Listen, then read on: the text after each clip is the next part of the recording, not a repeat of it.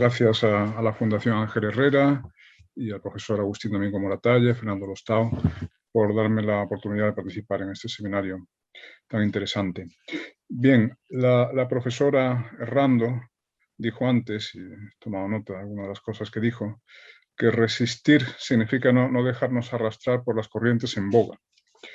Entonces, yo querría aterrizar sobre la que me parece quizás la corriente de pensamiento en boga, más influyente y también más peligrosa, más socialmente corrosiva, y reflexionar durante, no sé, el tiempo que dispongo, 15, 20 minutos. Si empiezo a sobrepasar el tiempo, por favor, los moderadores me avisarán. Ya digo, la corriente de pensamiento que me parece más peligrosa en este momento, ¿no? Y es lo que en el mundo anglosajón se conoce como identity politics. En castellano no sabemos muy bien cómo traducirlo, algunos traducen sin más política de la identidad, otros lo llaman marxismo cultural, y hay a su vez un debate entre nosotros acerca de si es pertinente o no el rótulo de marxismo cultural. Yo creo que sí es adecuado, porque la identity politics que se fabricó en departamentos universitarios anglosajones, los departamentos de Women's Studies, African American Studies, etc. Después ha pasado al discurso y a los programas de los partidos de izquierda en Occidente, y desde el discurso de los partidos de izquierda ha pasado a la sociedad en general. Y esta es la fase en la que estamos en este momento, la fase de la masificación de la cosmovisión, la visión de la sociedad, de la identity politics. Y esto es muy peligroso, ¿no? Es muy peligroso. Yo diría incluso que es en este momento la cosmovisión por defecto. Y de hecho ha empezado a funcionar como una especie de religión cívica o de religión sucedánea, como intentaré explicar si el tiempo alcanza.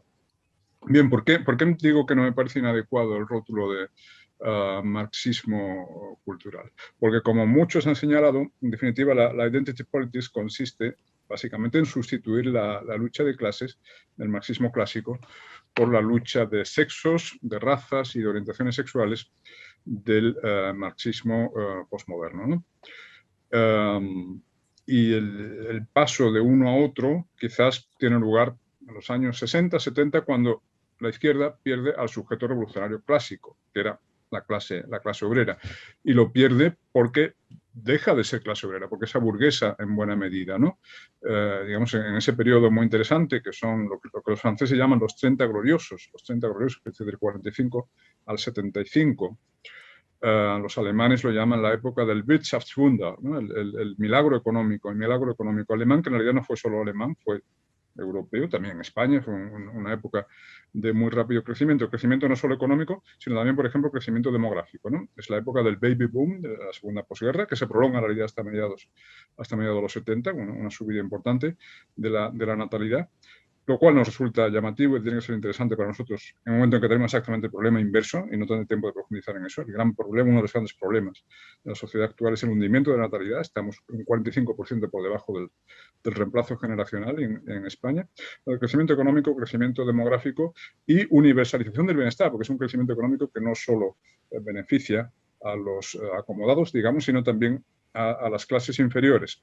Y eso es lo que explica que la clase obrera, digamos, se aburguese y no esté ya por la labor de, digamos, ser carne de cañón de la revolución pendiente de la izquierda. Marx había escrito en el manifiesto, Marx y Engels habían escrito en el manifiesto comunista que la clase obrera está dispuesta a derribar la sociedad existente porque no tiene nada que perder salvo sus cadenas. Pues bien, el obrero, digamos, 1970 ya tiene mucho que perder. Ya tiene un piso decente, ya tiene un coche, sus hijos van a la universidad, etcétera.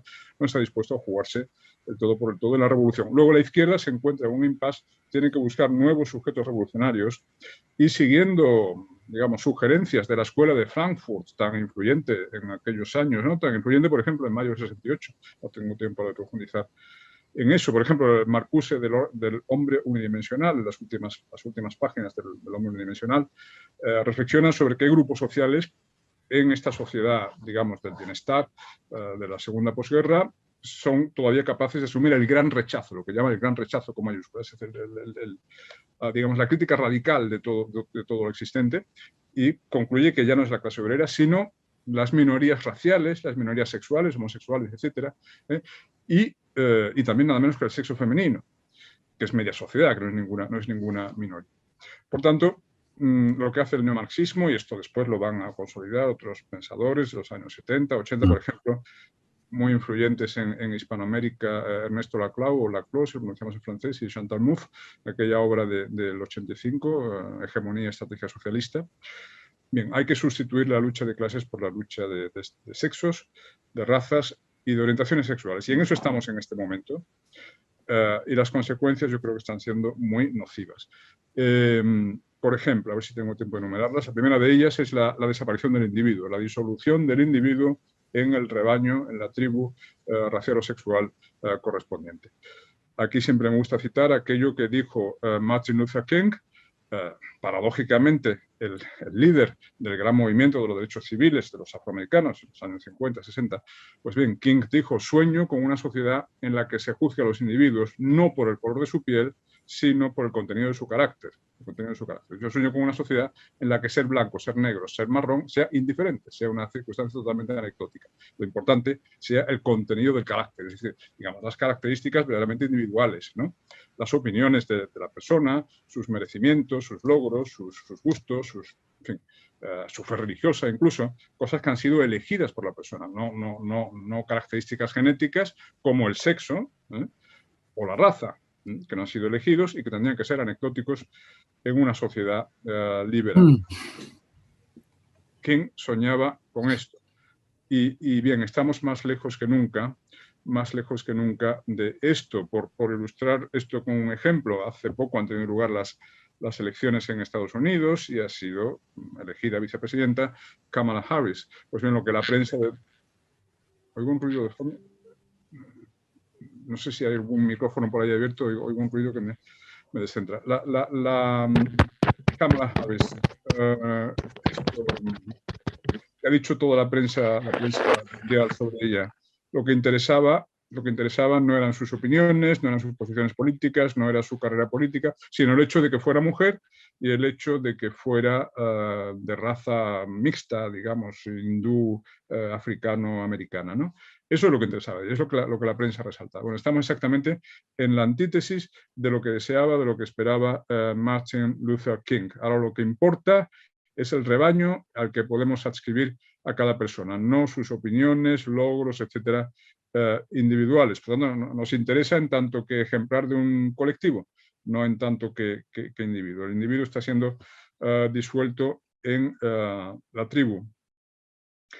Y más aún, el hecho de ser mujer, de ser negro, de ser homosexual, se supone que implica que el individuo tiene que asumir una serie de reivindicaciones, quejas, especialmente quejas, opiniones, etcétera, ¿no? Intereses, ¿no? Claro, esto es precisamente el racismo consiste en eso. El racismo consiste en asociar cualidades intelectuales y espirituales al color de la piel. El hecho de tener este color de piel implica que vas a tener tales opiniones, tal visión del mundo. Eso es el racismo, ¿no? Eso es el racismo.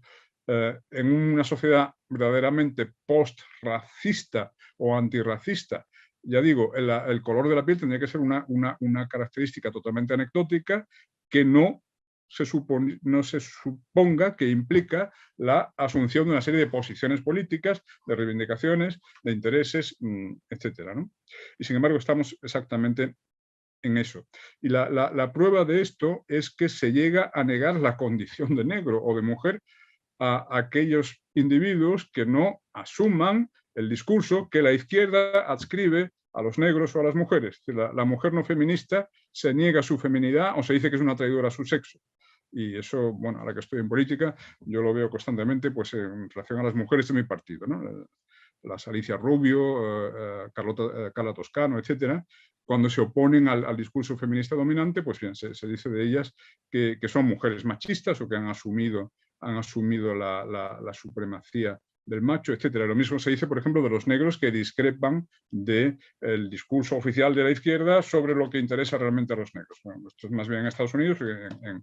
Estados Unidos es una sociedad en la que el problema racial tiene más vigencia que en la sociedad europea, porque la sociedad europea sigue siendo bastante homogénea racialmente. Cuando tengamos ya minorías raciales lo suficientemente numerosas, y las vamos a tener pronto con la inmigración masiva, pues tendremos también un problema racial en Europa, porque la izquierda lo utilizará para atizar el resentimiento racial, etcétera, el victimismo racial. Pero en Estados Unidos esto está en este momento totalmente,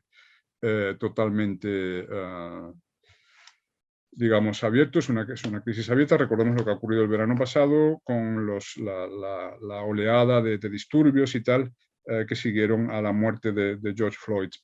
Pues bien, los negros que discrepan de lo que la izquierda dice que deben pensar los negros, se les llega a negar la negritud. Ocurre con Candace Owens, ocurre con Thomas Sowell, con Larry Elder, etc. Y ocurre en España, por volver a mi partido, que es mi experiencia más reciente, con Ignacio Garriga. O bien se les llama tío Toms, o que han asumido, han internalizado la supremacía blanca. De Candace Owens ha llegado a decirse que es una supremacista blanca porque se ha casado con un blanco, en fin. Bueno, otro aspecto por el que me parece muy peligroso, muy lamentable el marxismo cultural, la identity politics, es porque está jugando, ¿cómo decir?, está llenando en el espíritu, especialmente de los jóvenes, el hueco que había dejado la religión. Funciona en nuestra sociedad como una religión sustitutiva. Y esto, por ejemplo, lo ha puesto de manifiesto, lo ha analizado de manera muy interesante Douglas Murray en sus libros recientes, especialmente The Madness of Crowds. No sé cómo lo han traducido el título al español, sería literalmente la locura de las masas, la locura de las multitudes. Bien,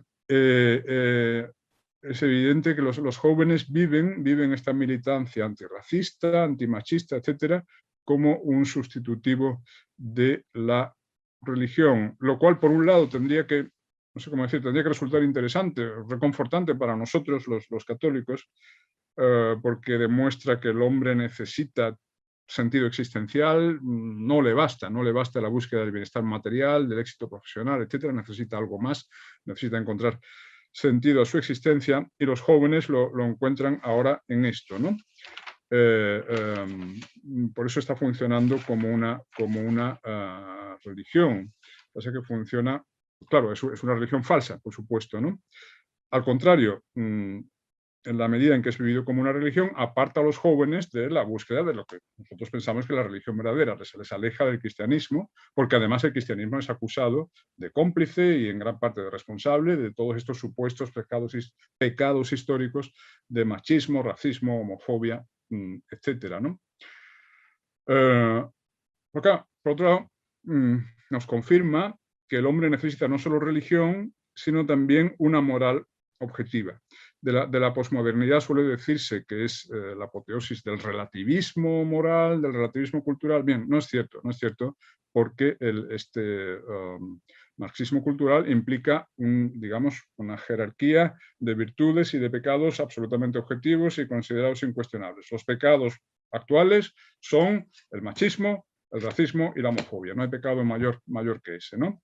Y sobre esto no se admite discusión. Es decir, quien lo niega es un hereje, y se le reserva el trato que en las épocas de mayor fervor religioso se dispensaba a los herejes. Es decir, se le expone en la picota o se le condena no a la muerte física, como ocurría en las épocas de persecución religiosa, al menos no todavía, pero sí a la muerte civil, ¿no? Como hemos comprobado en tantas ocasiones recientemente, y estamos probando ahora con la llamada cultura de la cancelación, que a uno le echan de las redes sociales, o a uno le echan de la televisión, o le echan de la universidad, le echan de su empresa, etcétera, si tiene opiniones heterodoxas en estos asuntos.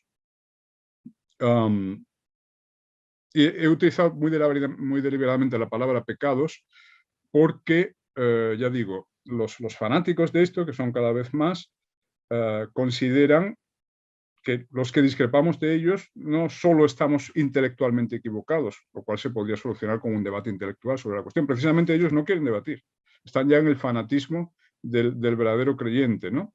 Ellos no aceptan debatir con nosotros. Y esto lo he vivido personalmente porque he sufrido scratches en la universidad, por ejemplo, y cuando he sufrido scratches se invitaba siempre a los alborotadores a que subieran a debatir. Bueno, dejad de gritar, vamos a hablar. Designado un representante que suba a la tribuna y debatimos civilizadamente. No, nosotros no debatimos con fascistas. Están ya en eso, ¿no? Están en la posición de absoluta intolerancia, que el hereje solo merece la destrucción y no merece un diálogo civilizado.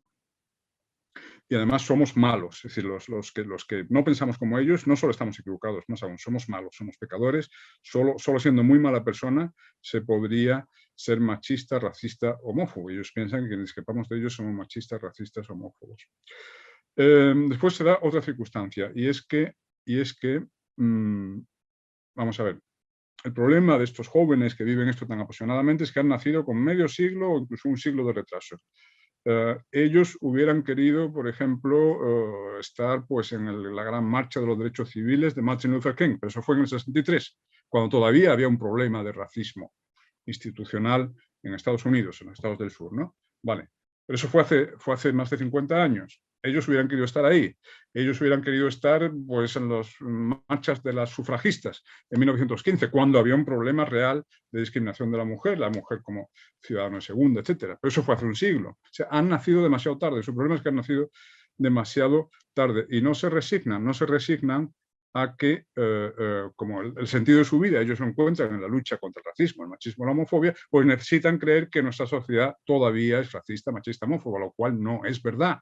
No es verdad, porque en la sociedad occidental actual no hay machismo, ni racismo, ni homofobia, a no ser de manera absolutamente marginal. En todo caso, está claro que somos la sociedad más inclusiva, más tolerante de la historia de la humanidad. No hay ninguna duda sobre eso. Sin embargo, ellos se convencen de exactamente lo contrario. En relación con esto, Douglas Murray, a quien citaba antes, ha hablado del síndrome de San Jorge jubilado. Recordemos que San Jorge era el que mataba al dragón, el que luchaba contra el dragón. Pues bien, la segunda parte de la historia es que cuando mató al dragón, San Jorge cayó en una profunda depresión, porque no aceptaba que ya no hubiera dragones. Él, que en el sentido de su vida lo encontraba en la lucha contra el dragón. Bueno, pues a estos jóvenes les ocurre algo parecido. Necesitan revivir en su imaginación el dragón del machismo, racismo, etcétera, que pudo existir en épocas ya lejanas de nuestro pasado, pero ellos necesitan vivirlo como algo presente. De ahí, digamos, el anacronismo sistemático que caracteriza al discurso, especialmente de la izquierda, pero la verdad, y no es por barrer para casa, pero asumido pues, por todo el espectro político, ¿no? Mi experiencia ahora en el Congreso es que una y otra vez mi partido, Vox, se queda solo en todas las votaciones relacionadas con violencia de género, con leyes de igualdad, con cuotas, etc. Nos quedamos solos una y otra vez. Hace 4 días, el jueves, en la Comisión de Universidades, todos los partidos votaron a favor de una proposición no de ley de Podemos que trataba sobre crear unidades de igualdad en las universidades, de crear una burocracia de funcionarios encargados de vigilar a los profesores, a los alumnos y tal, porque por lo visto somos todos muy machistas y discriminamos a las mujeres. Esto es totalmente falso. De haber alguna discriminación por sexo hoy día en España es de signo inverso, si con las cuotas y con la obsesión por la paridad y tal, a igualdad de méritos se da el puesto a la mujer. Estoy convencido de ello, tanto en las empresas como en la universidad. Y ya digo, aquí no hay tanto problema de razas porque todavía somos racialmente homogéneos, pero en Estados Unidos esto está totalmente fuera de control y está ocurriendo hoy día que las mejores universidades americanas, un negro o un hispano entra con una nota de 950 o 1000 en el examen SAT, que llama SAT, digamos equivale a un 7, digamos sobre 10, mientras que estudiantes blancos, o sobre todo asiáticos, que son los que tienen más éxito académico, más que los blancos, digamos los amarillos, se quedan fuera teniendo un 9, teniendo un 1400 SAT. Es decir, de haber racismo en la sociedad actual, es exactamente lo contrario, es un racismo antiblanco y antiasiático en el caso de Estados Unidos, no el que imaginan los progresistas, ¿no? Y de haber algún sexismo es un sexismo antimasculino. También cuando, bueno, o sea, a la falta que recuerde las leyes de violencia de género. La violencia de género es un nuevo tipo delictivo que por su propia configuración legal solo puede ser cometido por hombres, lo que antes se llamaba derecho penal de autor. No es la violencia doméstica, mi partido propone quitar ese derecho penal de autor y volver al tipo de la violencia doméstica, es decir, la violencia dentro del hogar sin prejuzgar la autoría, sin prejuzgar el sexo del perpetrador, ¿no? Y si ese tipo delictivo es cometido en mayor porcentaje por hombres que por mujeres, pues la ley se aplicará en mayor porcentaje de hombres que de mujeres, pero no prejuzgues que el agresor es siempre el varón, porque en realidad lo que quieres al crear el tipo delictivo de la violencia de género, lo que quiere la izquierda es adoctrinar a toda la sociedad acerca de una supuesta dominación sistémica de las mujeres por los hombres, de la cual la violencia de género sería un reflejo en el hogar, ¿no? Eso es lo que les interesa realmente. Convencernos a todos de que las mujeres siguen muy oprimidas y que vivimos en una sociedad dominada por el machismo sistémico. Esto es absolutamente falso. Bien, como ya digo, no hay ya machismo, en todo caso no el sexismo, no el racismo que ellos imaginan en la sociedad actual, ellos necesitan vivir en la disonancia cognitiva. Es decir, necesitan convencerse de que las apariencias engañan, de que la superficie de libertad, igualdad, inclusividad de la sociedad actual es una superficie engañosa que encubre mecanismos invisibles, sutiles, subterráneos de discriminación por raza y por sexo, ¿no? Por tanto, la teoría viene equipada con todo un aparato un aparato hermenéutico que lleva a los adeptos a desconfiar de las apariencias y buscar las raíces profundas de la dominación, ¿no? Esto viene en realidad de la escuela de Frankfurt, porque ya Marcuse en los 60 y tal decía que esa sociedad próspera, en rápido crecimiento y cada vez más justa de la segunda posguerra, en realidad era la sociedad más opresiva de la historia, pero había que tener las gafas intelectuales adecuadas para... ¿no? El vulgo no se daba cuenta, el vulgo estaba engañado, vivía en un matrix de aparente prosperidad y libertad. No, en realidad el intelectual neomarxista es el que tiene las gafas para ver la dominación sutil, la dominación oculta, ¿no? Bueno, pues algo así es lo que propone la teoría actual de la identity politics.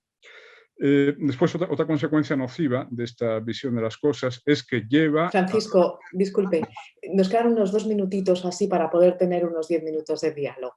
Bueno, pues nada, digo, tenía aquí 2 o 3 razones más de negatividad, razones por las cuales el marxismo cultural es tóxico. Solamente apunto una más, que es que lleva a los jóvenes a denigrar su propia cultura, su propia sociedad, su propia historia.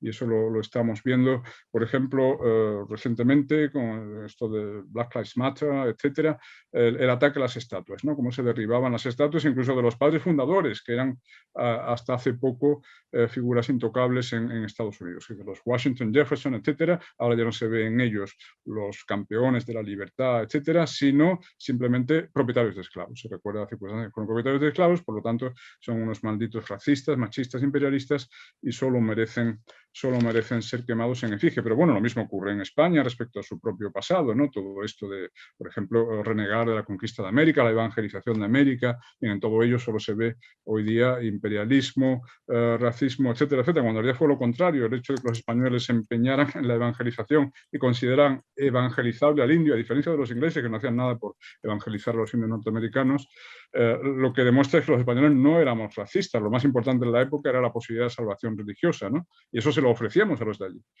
Es decir, precisamente porque no éramos racistas, los veíamos como seres humanos iguales a nosotros, es lo fundamental. Pues bueno, esto no lo entienden esta gente y ellos dicen que no, que íbamos allí a esclavizar a todos, etcétera, etcétera. Y por tanto, a donde quiero ir a parar es que renegamos de nuestro pasado y no vemos en el pasado occidental más que una larga noche de racismo, imperialismo, machismo, homofobia, etcétera, etcétera. Y claro, una sociedad que tiene esa imagen de su propio pasado es una sociedad que no sabrá defenderse y que tiene un futuro muy incierto.